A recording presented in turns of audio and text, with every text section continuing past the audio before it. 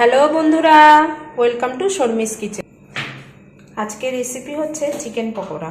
তার জন্য এখানে আমি চিকেন নিয়েছি। চিকেনটা ভালো করে ধুয়ে তারপরে প্রায় 45 মিনিট মতো আমি ভিনিগার দিয়ে ম্যারিনেট করে রেখে দিয়েছিলাম। আপনারা ভিনিগার না থাকলে লেবু দিয়েও ম্যারিনেট করে রাখতে পারেন।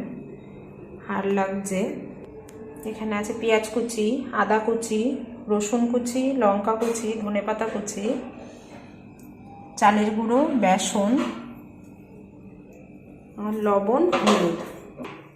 আর পকোড়াটা সাদা তেলে ভাজবো। আমি কড়াই বসিয়ে দিয়েছি, তেলটা গরম হচ্ছে। আমি এখানে ভিনিগারটা চিপে মাংসটা আলাদা করে নিয়ে ভিনিগার যেটুকু ছিল ফেলে দিয়েছি। এবার আমি এর মধ্যে একে একে সব কিছু দিয়ে দেবো। প্রথমে দিচ্ছি লবণ, হলুদ,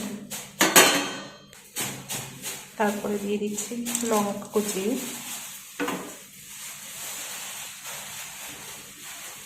আদা কুচি, রসুন কুচি, পেঁয়াজ কুচি, ধনেপাতা কুচি। এবার দিয়ে দেবো এর মধ্যে বেসন,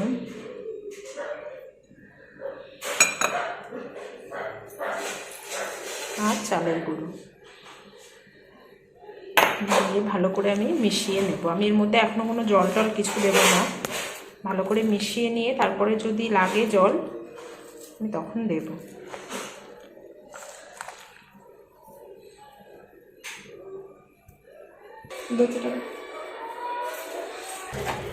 আমি এখানে সামান্য পরিমাণে জল দিচ্ছি, মাখতে সুবিধা হবে।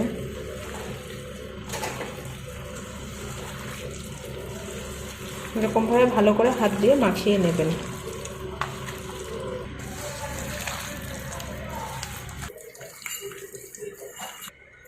আমি এখানে গরম তেল দিয়ে দিচ্ছি। এই সাদা তেলটা দিলাম, যে গরম তেলটা, এই তেলটা দেওয়াতে এই যে পকোড়াটা আরো বেশি ক্রিস্পি হবে। দিয়ে ভালো করে আমি মাখিয়ে নেব।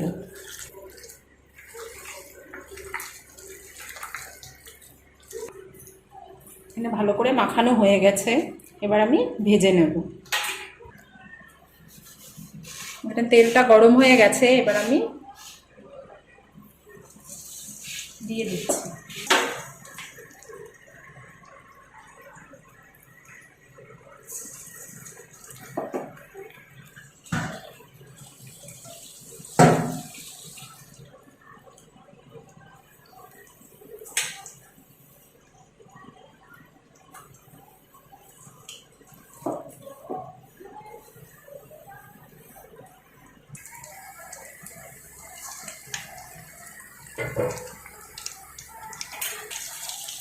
এগুলো ভালো করে লাল লাল করে এপিট ওপিট করে ভেজে নেব। বেশি তাড়াহুড়া করবেন না, এক পিঠ একটুখানি 5 মিনিট অন্তত হতে দেবেন, তারপরে উল্টাবেন।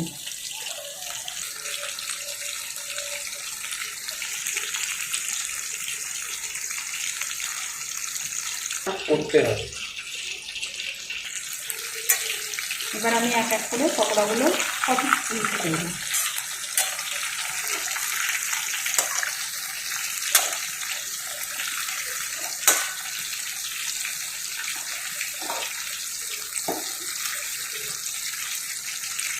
এখানে আমার পকোড়াগুলো ভাজা হয়ে গেছে। এবার আমি তুলে নেব।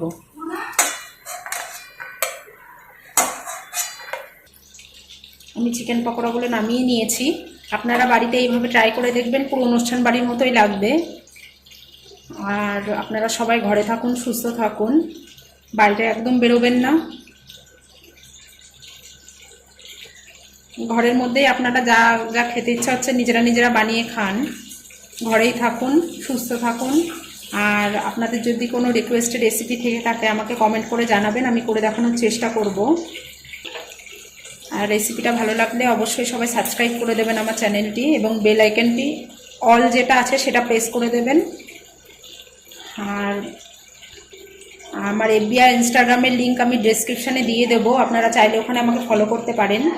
আজকের মতো বিদায় নিচ্ছি, ধন্যবাদ।